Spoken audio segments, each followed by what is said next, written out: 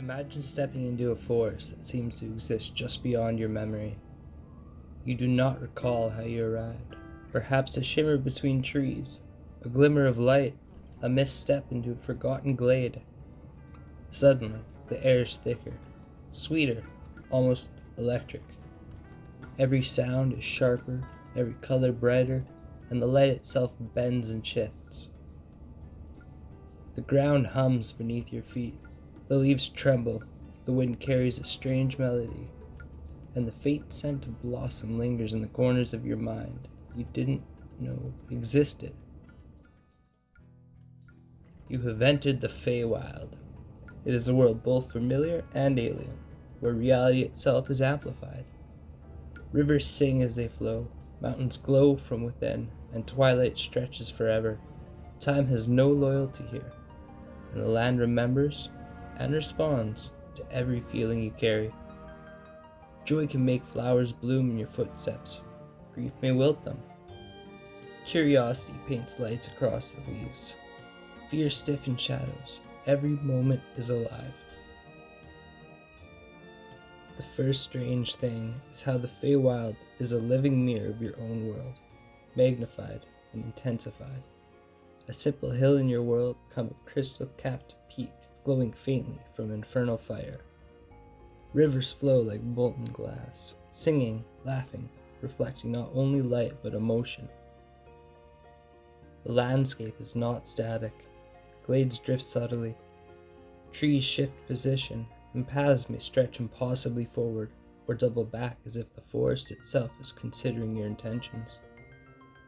Colors vibrate more intensely than any dream. The air tastes sweet and electric, and even the sky, forever in twilight, seems to pulse with expectation. Walking here is like wandering through a world constantly composing itself around you. Creatures of the Feywild. You quickly notice that the inhabitants are as strange as the land. Pixies flit like sparks of impossible light, trailing laughter behind them. Satyrs play tunes that echo your heartbeat. Dryads drift from tree to tree as if the wind itself had taken form. Unicorns linger in glades, their silver manes catching the eternal twilight, aware of things you cannot yet perceive. The Eladrin, the high elves of the Feywild, embody the seasons themselves. Spring blossoms in their eyes and their hair. Summer blazes in heat and motion. Autumn sighs in amber melancholy, and winter chills in quiet stillness. Their moods ripple through the land, bending reality subtly to their feelings.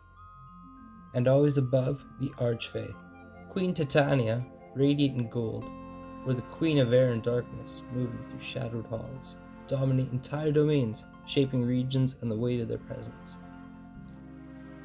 Language and law. Words in the Feywild are not merely spoken, they shape reality.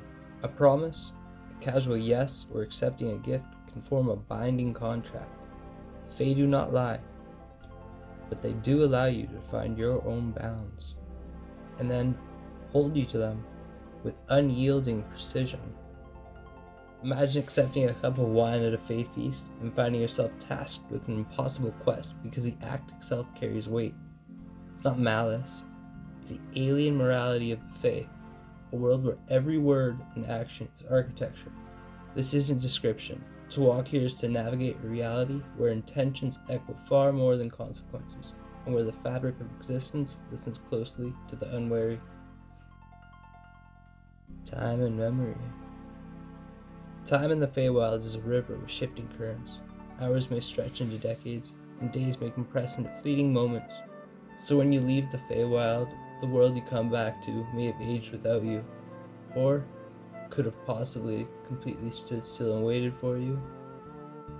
And this makes memory very fragile.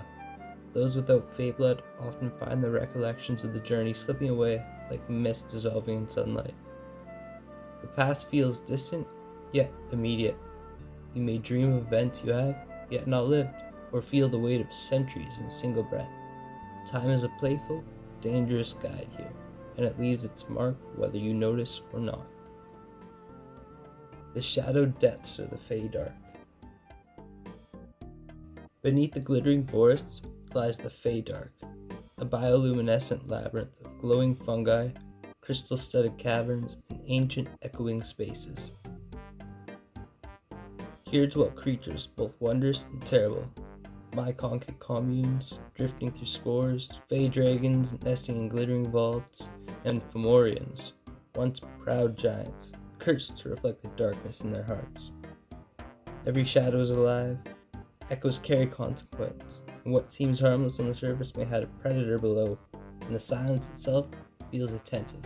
The Feydark is a mirror, not only of the world above, but the human psyche, a place of reflection, fear, and unspoken truths. This is an environment where someone can go deep, much deeper than probably any other place. There's subtle lessons in resonance. This is kind of the final strange thing. There's a lingering resonance of the Feywild. It's not really a place that you come to conquer, it's only a place that you witness, you experience. Every breeze vibrates with the memory of all who've passed before, and every stone carries its own song. The Feywild teaches without speaking, showing that joy, grief, curiosity, and fear all ripple outward, changing the world in subtle ways. It leaves an impression not on your body, but on perception. Once you've walked here, you cannot fully return to the mundane. You carry its echo, subtle but undeniable, shaping thought, emotion, and the way you see the world. So when you return and finally step back into your own world, the Feywild does not vanish. Its lessons, its whispers, its strange geometry of light and shadow remain. Colors feel deeper, sounds linger longer, and the memory of wonder hums beneath consciousness like a distant, perfect melody. Perhaps you'll never physically return. Perhaps you will.